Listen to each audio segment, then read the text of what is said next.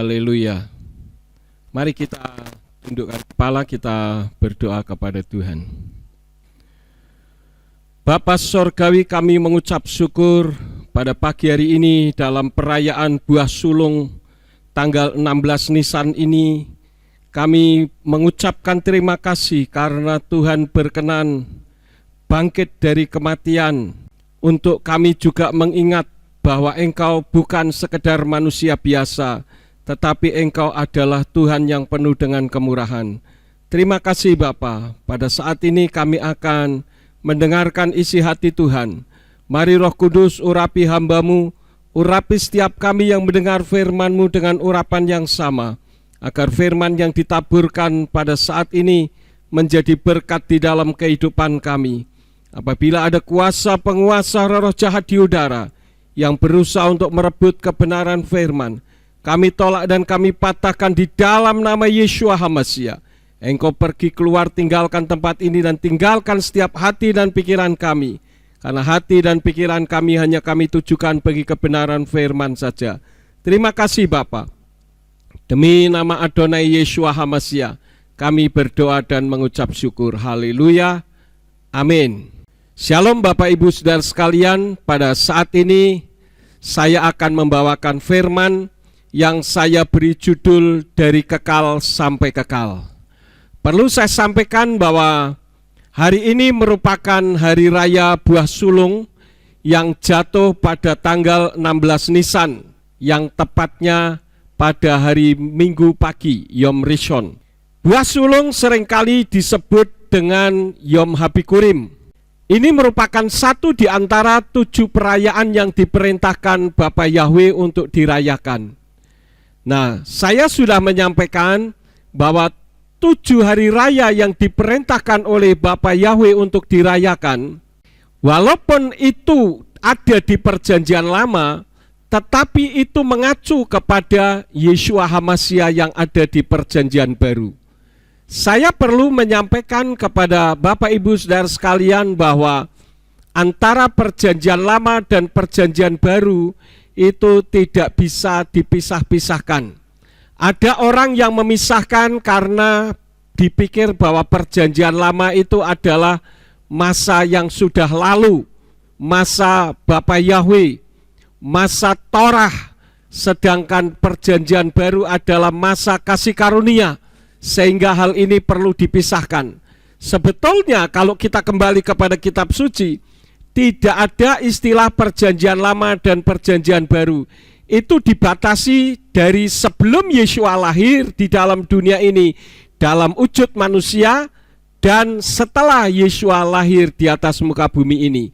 Jadi saya sudah sering kali katakan bahwa di dalam Torah ada kasih karunia, dan di dalam kasih karunia ada Torah, dan ini tidak bisa dipisah-pisahkan Bapak Ibu Saudara sekalian. Nah, dalam perayaan Yom Habikurim ini mengacu kepada Yeshua HaMashiach yang bangkit sebagai yang sulung. Saya ambil di dalam kitab 1 Korintus pasal yang ke-15.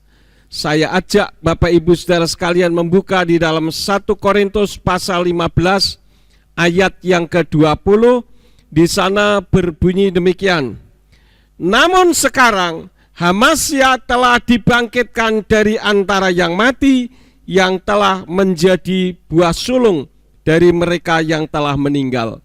Di mana kita perhatikan pada saat perayaan Yom Habikurim, orang-orang Ibrani memberikan persembahan buah-buahan yang terbaik dari hasil tanah yang dia dapatkan untuk kemuliaan bagi nama Bapa Yahweh. Dan itu tertulis di dalam kitab Nehemia pasal yang ke-10 ayatnya yang ke-34 sampai 35, yang demikian bunyinya. Dan kami membuang undi di antara para imam dan orang-orang Lewi dan umat atas korban kayu yang membawanya ke bait Elohim kami, menurut kaum keluarga kami pada waktu yang ditentukan dari tahun ke tahun, untuk membakarnya di atas mezbah Yahweh Elohim kami, seperti yang ditulis dalam Torah. dan untuk membawa hasil pertama dari tanah kami dan buah sulung segala pohon tahun ke tahun ke bait Elohim. Jadi perayaan buah sulung adalah perayaan di mana bangsa Ibrani memberikan korban yang terbaik sebagai korban sulung, dan itu mengacu kepada Yeshua HaMashiach sebagai pribadi yang bangkit pertama sebagai yang sulung. Oleh karena itulah maka kami dari Gereja Pemulihan Firman, khususnya Surya Kebenaran Ambarawa, kami merayakan perayaan Habikurim, yaitu mempersembahkan korban bagi Tuhan, persembahan yang terbaik. Untuk itu sebagai gembala sidang, saya mengucapkan terima kasih untuk persembahan Bapak Ibu Saudara sekalian yang sudah dipersembahkan kepada Gereja Pemulihan Firman Surya Kebenaran Ambarawa, baik yang mempersembahkan secara langsung melalui saya maupun melalui orang-orang yang sudah ditunjuk oleh gereja, maupun yang melalui transfer rekening bank gereja. Artinya bahwa saudara memberikan yang terbaik untuk Tuhan pada hari raya buah sulung, dan itu seperti Bapak Yahweh yang juga memberikan yang terbaik kepada saudara. Apa yang Bapak Yahweh sudah berikan kepada saudara yang terbaik, yaitu memulihkan kondisi seperti fitrahnya ketika Bapak Yahweh menciptakan manusia, yaitu Adam dan Hawa.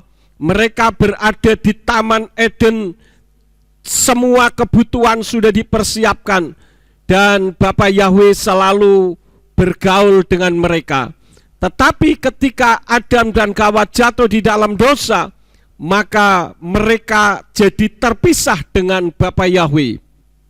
Akibatnya apa? Mereka tidak bisa berhubungan secara langsung seperti ketika mereka belum jatuh di dalam dosa. Oleh karena itulah maka Yahweh mengusir mereka dari Taman Eden.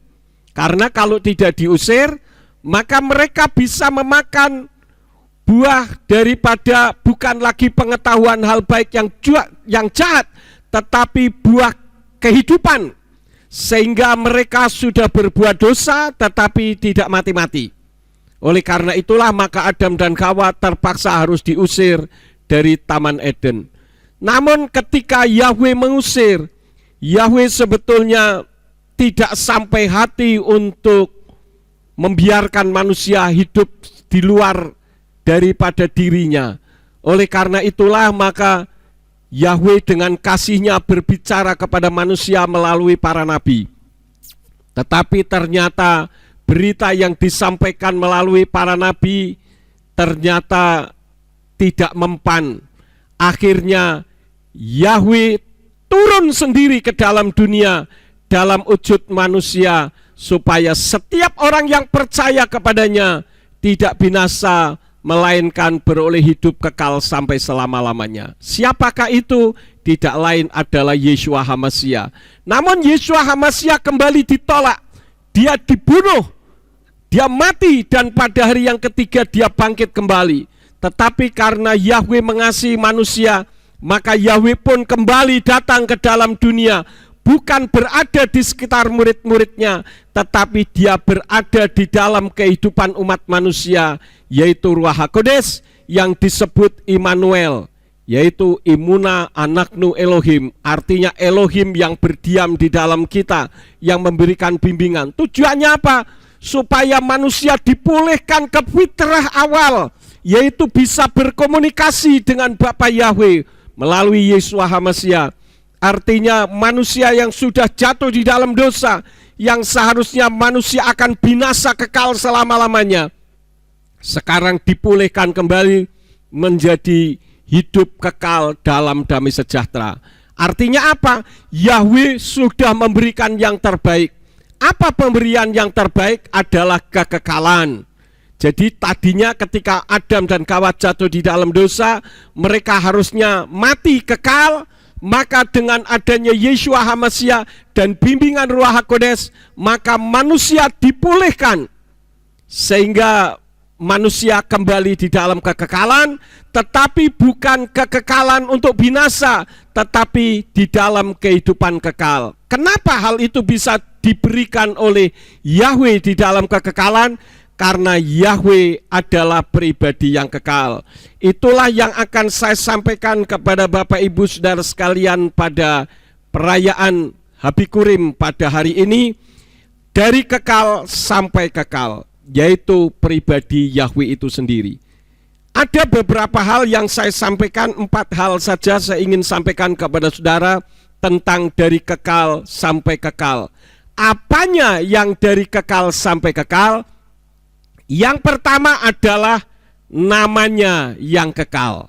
Untuk itu saya akan ajak Bapak Ibu Saudara sekalian untuk membuka di dalam kitab Keluaran pasal yang ketiga ayat yang ke-14. Keluaran 3 ayat yang ke-14 di sana dikatakan, dan berfirmanlah Elohim kepada Mose, aku ada yang aku ada. Lalu dia berfirman, engkau akan mengatakan hal ini kepada Bani Israel, aku ada telah mengutus aku kepadamu. Ini adalah Yahweh yang menyatakan diri, eksistensi atau keberadaannya kepada Mose, bahwa dia adalah dari kekal sampai kekal. Ehye Asher Ehye, aku ada yang aku ada. Dan di dalam kitab perjanjian baru dia disebut Aleph Wetau, yaitu yang awal dan yang akhir, awal dari segala-galanya dan akhir dari segala-galanya, yang tidak akan pernah ada akhirnya. Itulah kekekalan. Tetapi dia bukan hanya sekedar kekal eksistensi atau keberadaannya, tetapi namanya juga kekal. Karena itulah maka pada ayat yang ke-15 dari Keluaran 3 dikatakan, dan Elohim berfirman lagi kepada Mose, katakanlah demikian kepada Bani Israel, Yahweh Elohim leluhurmu, Elohimnya Abraham, Elohimnya Yitzhak, dan Elohimnya Yakub telah mengutus aku kepadamu. Itulah namaku untuk selama-lamanya, dan itulah pengingat bagiku turun-temurun. Jadi dalam hal ini nama Yahweh itu kekal karena pribadinya kekal. Ya, jadi yang saya soroti yang pertama bukan pribadinya dulu, tetapi namanya itu kekal, Bapak Ibu Saudara sekalian. Itulah sebabnya di dalam kitab Yesayahu pasal yang ke-63 ayat yang ke-16 dikatakan apa? Kita membuka bersama-sama kitab Yesayahu pasal yang ke-63 ayat yang ke-16. Di sana dikatakan, sebab engkaulah Bapa kami, walaupun Abraham tidak mengenal kami dan Israel tidak mengakui kami, ya Yahweh, engkaulah Bapa kami, penebus kami, namamu kekal selama-lamanya.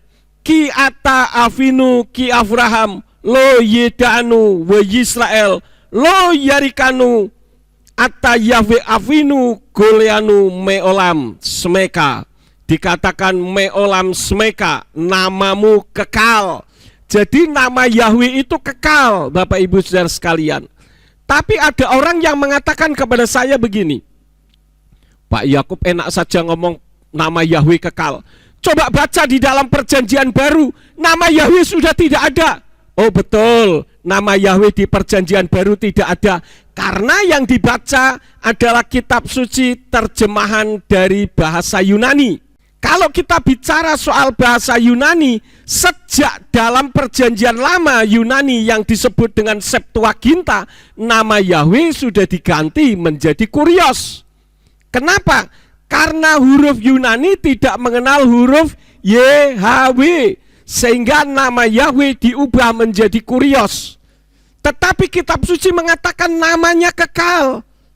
Masa namanya kekal di dalam perjanjian baru hilang? Kalau di perjanjian baru hilang, saya katakan Mose atau Musa, Daud atau Daud, Gideon berarti lebih hebat daripada Tuhannya. Karena Daud, Mose, Gideon, Simpson, Dan ada banyak nama-nama orang yang ada di dalam kitab perjanjian lama masih ditulis di dalam kitab perjanjian baru. Padahal orangnya sudah mati. Coba kita pikir secara logika, nggak usah menggunakan inskripsi ini, inskripsi itu, nggak perlu. Kitab suci katakan namanya kekal. Anda tahu nggak apa arti kekal? Kekal itu tidak berakhir. Bagaimana mungkin namanya bisa hilang? Kenapa namanya bisa hilang? Karena setan yang berusaha untuk menghilangkannya. Karena setan tahu betapa dahsyat dan bahayanya kalau orang menyebut nama Yahweh. Karena itu adalah nama di atas segala nama, otoritas yang tertinggi di atas muka bumi. Karena Yahweh adalah Tuhan yang menciptakan langit dan bumi dan segenap isinya, termasuk planet-planet, bintang-bintang. Yahweh lah yang menciptakannya. Jadi namanya begitu luar biasa. Itulah sebabnya maka setan berusaha untuk menghilangkannya. Jadi kalau ada orang yang mengatakan bahwa nama Yahweh di perjanjian baru sudah hilang, betul, saya mengakui bukan 100%, semiliar persen. Tetapi itu di dalam kitab perjanjian baru berbahasa Yunani. Coba baca di dalam perjanjian baru bahasa Ibrani. Saya sudah menyelidiki nama Yahweh itu ada 231 kali. Kalau saya tidak salah ingat. Saya ada bukunya, perbandingan Brit Kadasa dengan kitab suci King James Version dan sekaligus Yayasan Lembaga Alkitab Indonesia. Di dalam perjanjian lama, nama Yahweh diterjemahkan menjadi Tuhan huruf besar semua dan Allah huruf besar semuanya. Itu dari nama Yahweh. Tetapi yang perjanjian baru, nama Yahweh diterjemahkan menjadi Tuhan hanya T-nya saja yang huruf besar dan Allah hanya A-nya saja yang huruf besar. Padahal kalau di dalam perjanjian lama, Tuhan huruf besar semua dengan Tuhan T-nya saja yang huruf besar itu dibedakan. Kalau Tuhan dan Allah huruf besar semua itu dari nama Yahweh, kalau Tuhan itu dari kata Adonai, sedangkan Allah hanya A-nya saja yang huruf besar itu dari kata Elohim. Tetapi di perjanjian baru dijadikan nama Yahweh menjadi Tuhan dan Allah hanya T-nya dan A-nya yang huruf besar di bagian huruf pertamanya. Jadi orang bingung, lalu bagaimana Pak cara untuk mengidentifikasi yang benarnya? Kembali saja ke kitab berbahasa Ibrani. Karena Yahweh itu namanya kekal. Jadi mau sampai kapanpun dia tidak akan pernah hilang. Jadi saya katakan yang menghilangkan adalah orang-orang yang dipakai setan untuk menghilangkannya. Ada orang yang mengatakan bahwa Pak Yakub adalah satu-satunya dokter yang tidak mengerti budaya. Saya tahu budaya Ibrani, nama jangan digabungkan dengan budaya. Kalau dikatakan orang Ibrani tidak menyebut nama Yahweh, betul juga. Tetapi saya katakan mereka tidak menyebut itu karena apa? Mereka tidak menyebut karena menghormati. Saking takutnya sejak mereka pulang dari pembuangan dari Babel. Tujuannya apa? Untuk menghormati supaya kalau di luar sinagog tidak dilecehkan orang. Itu maksudnya. Tapi kalau di Indonesia tidak menyebut karena dianggap sesat. Lalu Tuhan yang mencipta langit dan bumi, Tuhan yang disembah oleh Bapak Abraham, Yitzhak dan Yakub kok disesat-sesatkan. Mereka tidak menyebut karena menghormati dan mereka taat kepada Talmud. Di dalam Berakot Sotah 38b, Misnah Sotah pasal 7 ayat 6 dan Misnah Tamid pasal 7 ayat yang kedua, dikatakan kalau di luar sinagog nama Yahweh diganti dengan perumpamaan sebutan, yaitu Hashem atau Adonai. Kalau saudara mengatakan orang Yahudi seperti itu, oke, berarti saudara akan menjadikan orang Yahudi sebagai contohnya, bukan? Oke, tidak masalah. Kalau Anda mencontoh orang Yahudi yang mengganti nama Yahweh menjadi Hashem dan Adonai, itu menolak Yeshua HaMashiach sebagai Elohim. Sekarang Anda yang di Indonesia yang tidak menyebut nama Yahweh, Anda akan menganggap Yeshua HaMashiach yang adalah Anda sebut dengan nama Yesus Kristus itu sebagai Tuhan dan Juru Selamat? Kenapa Anda mengatakan Yesus Kristus sebagai Tuhan dan Juru Selamat? Kenapa Anda ikut orang Ibrani menolak Yeshua HaMashiach sebagai Tuhan, sebagai Mesias? Tidak konsekuen dong. Dan kalau Anda tidak mau menyebut nama Yahweh, karena Yahweh itu sudah kedaluarsa, jangan menyebut lagi haleluya. Karena haleluya itu dari kata halelu dan yah, itu derivat dari kata halal le, yah. Halal itu puji, le itu kepada yah itu Yahweh. Jadi haleluya itu pujilah Yahweh. Sekarang ganti saja haleluya, pujilah Allah.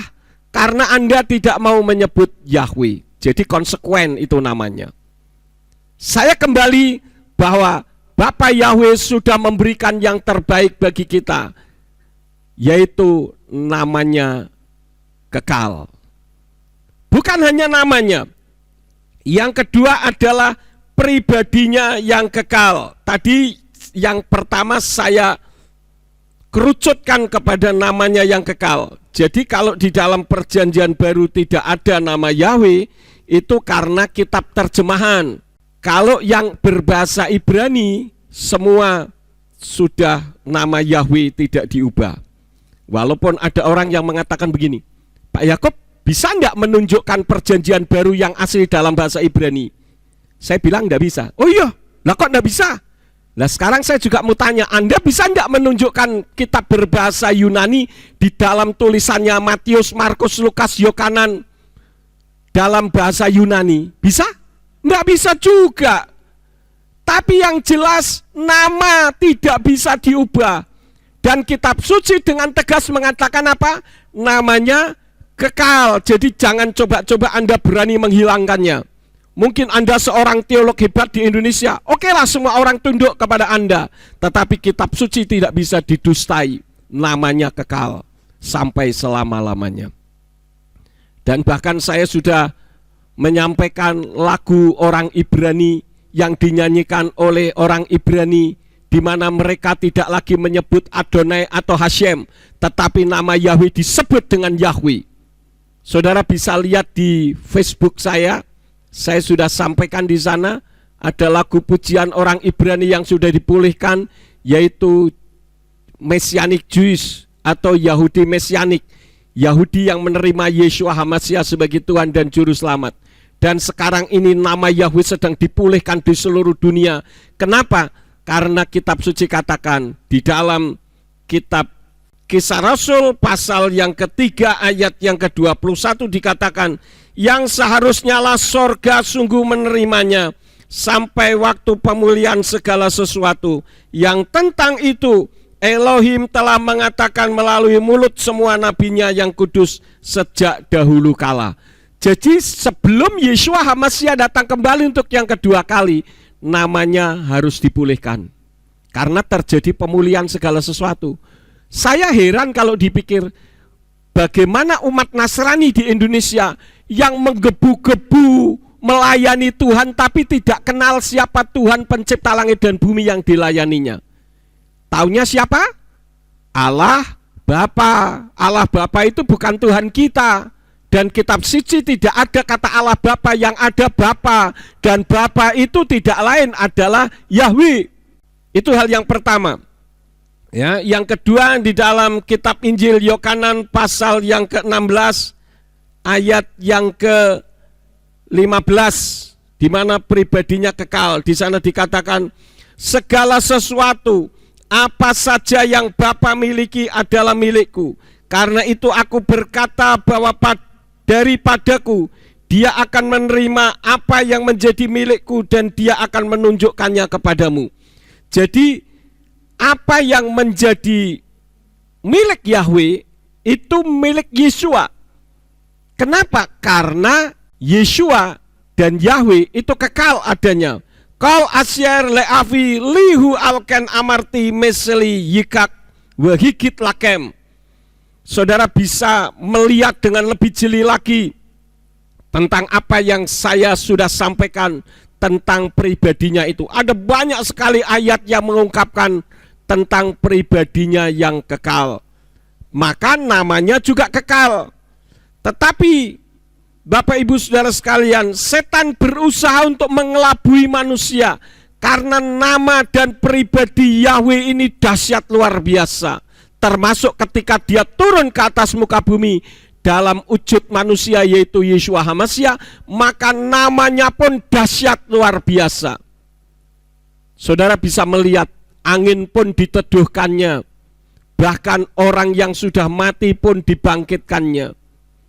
Kenapa? Karena dia hebat, dahsyat luar biasa, karena pribadinya kekal. Tetapi setan berusaha untuk melupakan hal itu, supaya manusia melupakan Tuhan. Dengan cara apa? Mereka mengelabui manusia, seolah-olah segala kemuliaan itu bukan miliknya Tuhan, tetapi miliknya dia. Saya akan ajak untuk kita membuka di dalam kitab Matius pasal yang keempat, ayat yang ke-8 sampai ayat yang ke-10. Di sana dikatakan, sekali lagi si Satan membawa dia ke sebuah gunung yang sangat tinggi dan menunjukkan kepadanya semua kerajaan dunia dan kemuliaannya. Dan dia berkata kepadanya, aku akan memberikan semuanya ini kepadamu jika engkau bersembah sujud kepadaku. Apa yang dimiliki setan? Setan tidak punya apa-apa. Tadi di dalam kitab Yohanes 16 ayat yang ke-15, yang dimiliki Yeshua adalah yang dimiliki Yahweh. Setan tidak punya apa-apa, saudara-saudara. Saya ingatkan kembali, beberapa minggu yang lalu saya sudah sampaikan, ada orang yang mengatakan, Pak, si A pergi ke Gunung Anu, dia minta pesugihan, dia pulang dapat tuh pesugihan, dan dia sekarang jadi orang kaya. Bukankah itu setan memberikannya? Setan tidak memberikannya. Tetapi saya katakan, kalau saudara pergi ke tempat seperti itu, saudara berdosa double dosanya. Yang pertama, pergi ke tempat yang tidak sesuai, di mana nama Yahweh Yeshua HaMashiach dan Ruach HaKodes tidak ada di situ, itu saja Anda sudah berdosa. Dosa yang kedua, Anda meminta sesuatu dari setan. Setan tidak memberi. Kalau dia menyerahkan sesuatu kepada saudara, karena setan mencuri milik orang, diserahkan kepada saudara. Jadi saudara menjadi tukang tadah. Artinya saudara berdosa double. Setan tidak punya apa-apa, saudara-saudara. Karena itulah maka Yeshua menekankan hanya menyembah kepada Bapa Yahweh saja, karena dirinya dalam kekekalan. Dan kemuliaan itu miliknya Yahweh, bukan milik siapa-siapa. Di dalam kitab suci, di dalam kitab 1 Tawarikh, saya ajak untuk kita membuka bersama-sama. Di dalam 1 Tawarikh pasal yang ke-29, ayat yang ke-11 sampai ayat yang ke-12 dikatakan begini. Bagimu ya Yahweh, kebesaran dan kekuasaan dan kemuliaan dan kemenangan serta keagungan. Segala yang ada di langit dan di bumi kepunyaanmu. Ya Yahweh, kepunyaanmu lah kerajaan, dan engkau meninggikan dirimu melebihi segalanya sebagai kepala. Dan kekayaan dan kehormatan berasal dari hadapanmu, dan engkau berkuasa atas segalanya. Di dalam tanganmu lah kuasa dan keperkasaan, dan di dalam tanganmu lah yang menjadikan besar dan memberi kekuatan untuk segalanya. Jadi segala sesuatu, apa saja, itu milik Yahweh. Maka dari itu ketika setan mencobai Yeshua, dia katakan, hai Yeshua, kalau engkau mau bersembah sujud kepadaku, maka kemuliaan dunia ini aku berikan kepadamu. Dalam hati Yeshua juga mengatakan, kurang ajar amat loh. Emang lu punya apa? Lu gak punya apa-apa kok mau memberikan sesuatu kepadaku. Kamu harus tahu bahwa kemuliaan dunia itu aku yang memiliki. Itu yang ada di dalam diri Yeshua. Maka dari itu Yeshua tidak pernah mau menyembah kepada setan. Bahkan Yeshua menghardik dengan firman. Di dalam kitab Matius 4 tadi dikatakan, firman mengajarkan bahwa hanya Yahweh Elohim itulah yang disembah. Karena itu Bapak Ibu Saudara sekalian, dalam perayaan Habikurim ini, biarlah kita memberikan yang terbaik untuk Tuhan. Kitab suci mengajarkan kepada kita pemberian yang terbaik adalah tubuh kita gunakan untuk beribadah selagi kita masih hidup, sehat, untuk kemuliaan bagi nama Tuhan. Itu yang seharusnya ada di dalam kehidupan kita untuk kita berikan kepadanya.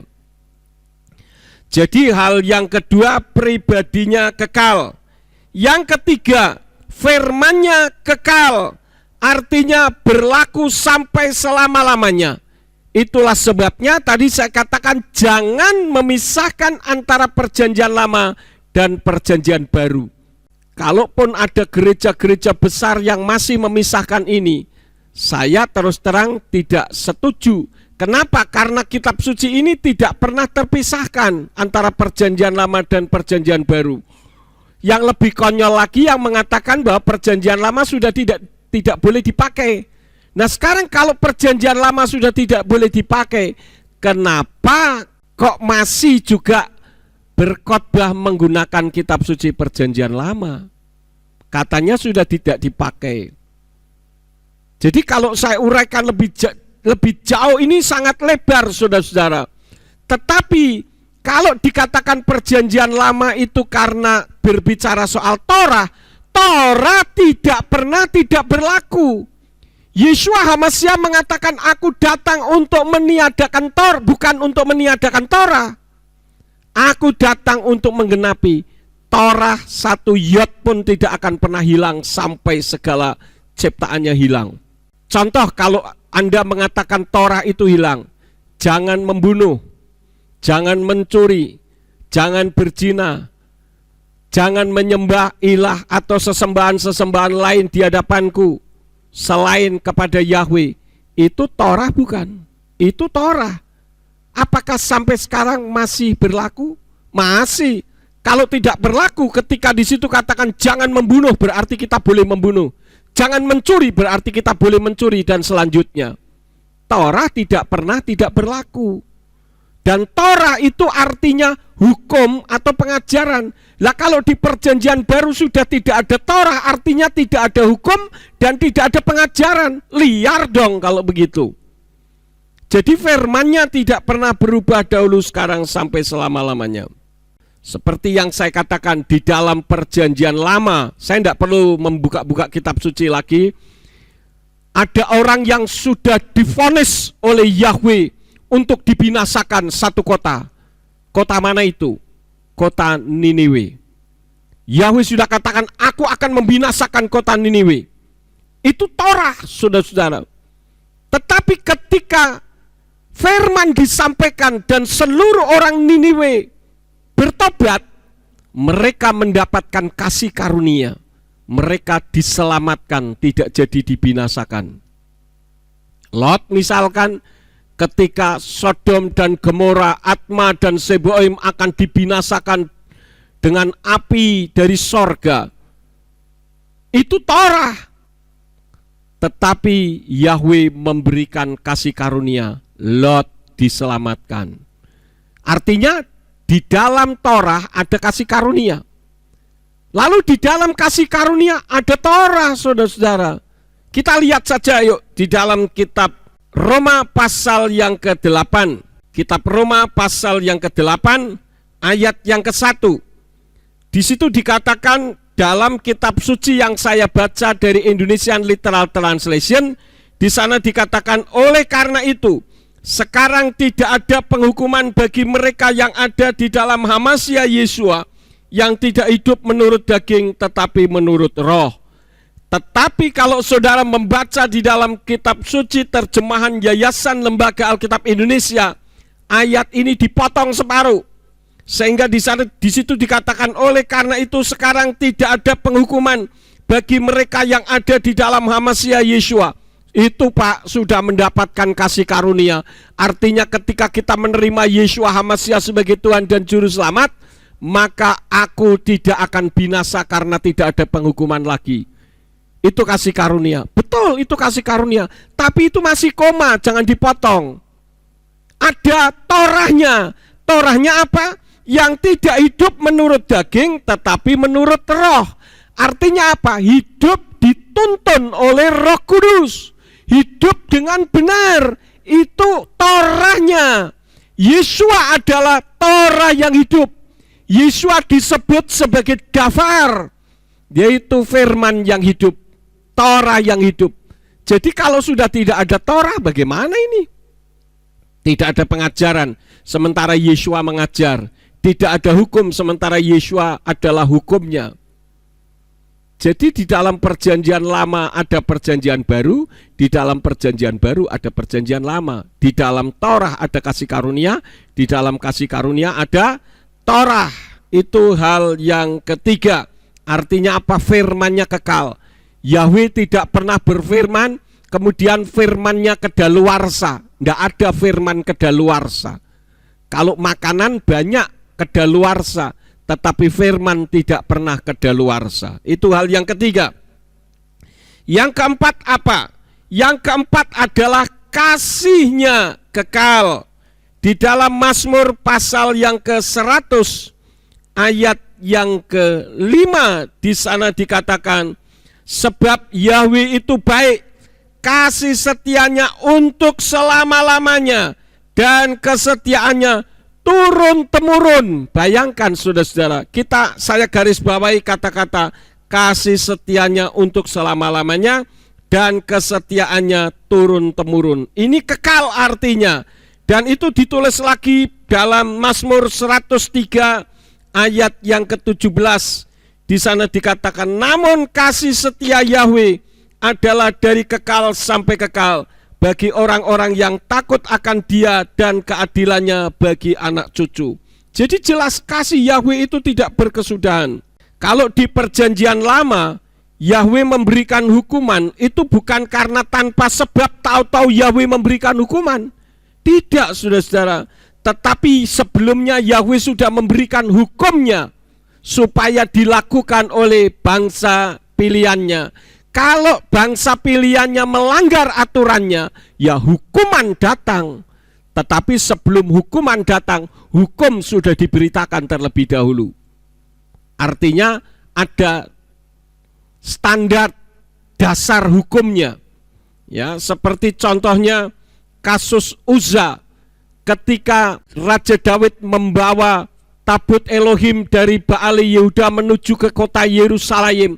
Di tengah perjalanan disebutkan bahwa pedati lembu yang membawa tabut Elohim itu tergelincir. Uzza mengulurkan tangannya supaya tabut Elohim tidak tergelincir. Kalau dipikir secara akal manusia, logis dan benar. Tetapi dikatakan Yahweh membunuh Uzza. Kenapa Yahweh membunuh Uzza? Yahweh membunuh Uzza karena Uzza melanggar aturan Yahweh. Melanggarnya di mana, Pak? Perhatikan, tabut Elohim itu ada tempat untuk mengusung. Artinya tabut Elohim itu seharusnya diusung, bukan ditaruh di pedati. Yang kedua, yang berhak mendekat dan menyentuh tabut Elohim adalah keturunan imam, sementara Uzza bukan keturunan imam. Dan ini hukumnya sudah ada. Jadi karena melanggar hukum, maka matilah Uzza. Jadi jangan saudara berpikir bahwa Yahweh itu identik dengan kekejaman, sementara Yeshua HaMashiach itu identik dengan kasih. Tidak, saudara-saudara. Yahweh pun kasih, Yeshua HaMashiach pun bisa memberikan hukuman. Oleh karena itu jangan memisahkan. Karena apa? Kasih-Nya kekal. Dan pada saat ini kasih Yahweh sedang menuju kepada saudara yang nonton video ini. Siapapun saudara, dimanapun saudara berada. Bukan merupakan kebetulan kalau saudara nonton video ini, tetapi karena kasih Bapa Yahweh, Tuhan yang mencipta langit dan bumi dan segenap isinya, sedang berfirman kepada saudara melalui saya. Yang menjadi masalahnya adalah bagaimana respon saudara. Kalau saudara menolak, tidak masalah. Bagi saya tidak ada masalah sama sekali. Karena Tuhan tidak pernah memaksakan kehendak atau mendobrak, karena saudara punya free will, punya kehendak bebas. Jadi saudara punya hak untuk mengambil keputusan. Oleh karena itulah yang dilakukan oleh firman Tuhan saat ini hanya mengetuk pintu hati saudara, seperti yang ada di dalam kitab Wahyu pasal yang ketiga ayat yang ke-20 sebagai ayat yang terakhir. Di sana dikatakan, lihatlah, aku berdiri di depan pintu dan mengetuk. Jika seseorang mendengar suaraku dan membukakan pintu, aku akan masuk kepadanya dan aku akan makan bersama dia dan dia bersamaku. Saya ingatkan bahwa agama tidak menyelamatkan. Agama apapun tidak menyelamatkan, termasuk agama Nasrani. Gereja pun tidak menyelamatkan. Tempat-tempat ibadah saudara tidak menyelamatkan. Termasuk tempat ibadah ini juga tidak menyelamatkan. Yang menyelamatkan adalah Yeshua HaMashiach yang telah rela mati di atas kayu salib untuk menghidupkan kita yang seharusnya kita mati, tetapi dihidupkan oleh kematian Yeshua HaMashiach. Dia adalah Yahweh sendiri yang turun ke dalam dunia ini, yang hari ini sedang berfirman kepada saudara. Kalau saudara menerima, saudara akan menerima jaminan kepastian keselamatan. Kalau saudara menolak, itu hak saudara. Tetapi kitab suci katakan di dalam kitab Ibrani 9 ayat yang ke-27, di sana dikatakan apa? Saya ingin ajak saudara untuk melihat ini, rasanya perlu juga saya membacanya. Ibrani pasal 9 ayat yang ke-27. Di sana dikatakan, dan sebagaimana ditetapkan atas manusia untuk mati satu kali saja, dan sesudah itu penghakiman. Siapapun kita, saudara, saya, semua kita yang masih hidup, tidak terkecuali dari suku bangsa apapun, dari tingkat ekonomi seperti apapun, dari jabatan seperti apapun, semua setelah mati akan dihakimi. Kalau saudara menerima Yeshua HaMashiach sebagai Tuhan dan Juru Selamat, maka saudara akan mendapatkan pengampunan dari penghakiman itu. Banyak sekali ayat-ayat yang mengungkapkan hal itu. Saya tidak akan memperpanjang firman, biarlah firman ini akan memberkati di dalam kehidupan Bapak Ibu Saudara sekalian. Amin buat firman Tuhan. Sebelum saya mengakhirinya, di dalam doa, saya ingatkan bahwa sementara pemerintah masih menghendaki untuk kita social distancing, maka kita masih akan ibadah secara online. Saudara bisa tetap mengikuti melalui Facebook saya, sehingga saudara walaupun di rumah tetapi kerohanian saudara tetap terpelihara dengan baik. Mari kita berdoa bersama-sama sebelum kita berpisah satu dengan yang lain. Bapa Sorgawi, kami mengucap syukur kalau Engkau sudah memberikan yang terbaik bagi kami, yaitu memulihkan kami untuk kembali hidup di dalam kekekalan yang indah bersama dengan Engkau, seperti ketika Adam dan Hawa sebelum mereka jatuh di dalam dosa. Melalui firman ini, kami sadar bahwa itu adalah cinta kasih Tuhan kepada kami. Berkati ya Tuhan semua jemaat dan semua yang mendengarkan firman melalui video ini, supaya kasih Tuhan boleh turun di dalam kehidupan mereka. Kalau sebentar kami akan berpisah satu dengan yang lain, Tuhan berkati kami karena kami siap menerima berkat daripadamu. Mari kita angkat kedua belah tangan kita untuk menerima berkat Yahweh. Yevarka Yahweh weyus mereka. Yahweh memberkati engkau dan memelihara engkau. Yaer Yahweh pano oleh kawikuneka. Yahweh menyinari engkau dengan wajahnya dan memberi engkau anugerah. Yisa Yahweh pano oleh kawiyashem leka shalom. Yahweh menghadapkan wajahnya kepadamu dan memberi engkau damai sejahtera. Diberkatilah engkau di kota dan diberkatilah engkau di ladang. Diberkatilah buah kandunganmu, hasil bumimu dan hasil ternakmu, yakni anak lembu sapimu dan kandungan kambing dombamu. Diberkatilah bakulmu dan tempat adonanmu. Diberkatilah engkau pada waktu masuk dan diberkatilah engkau pada waktu keluar. Sekarang mari kita berpisah bersama-sama dan terimalah berkat kasih Bapa Yahweh Sang Pencipta, kasih karunia Adonai Yeshua HaMashiach Sang Pembeli Jiwa, dan Ruach HaKodes menyertai saudara sekalian sampai Maranatha. Adonai Yeshua HaMashiach datang kembali untuk yang kedua kali dan mengangkat kita semua. Haleluya, amin.